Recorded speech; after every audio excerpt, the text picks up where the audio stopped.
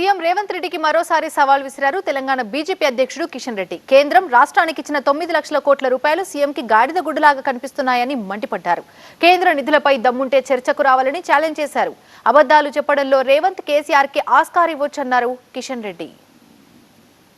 ఈ యొక్క అబద్ధాలు మాట్లాడడంలో, అబండాలు వేయడంలో, తప్పుడు ప్రచారం చేయడంలో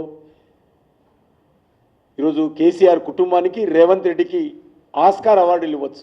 దానికి మంచి సూట్ అవుతారు ఇద్దరు కూడా. నిజంగా రేవంత్ రెడ్డి ఆ రోజు అసెంబ్లీలో మాట్లాడుతున్నప్పుడు మేము కేంద్ర ప్రభుత్వంతో సఖ్యత, ఇప్పుడేమంటున్నాడు, ఏమిచ్చింది తెలంగాణకు గాడిద గుడ్డు అని మాట్లాడము ఒక ముఖ్యమంత్రి స్థాయికి ఏ రకంగా? నేను ఉత్తరం రాశాను. నేను చాలా ఈరోజు మళ్ళీ చెప్తున్నాను రేవంత్ రెడ్డి గారికి, నువ్వు ఎలక్షన్స్ తయారైన ఎలక్షన్ల తర్వాత కూడా సిద్ధంగా ఉన్నాను నేను. నువ్వు ఎలక్షన్లో బిజీ ఉండొచ్చు, ఎలక్షన్లో మా మీద ఏదో రకంగా బండాలు మోపి ఓట్లు కొల్లగొట్టాలని చూడొచ్చు, గెలవాలని చూడు.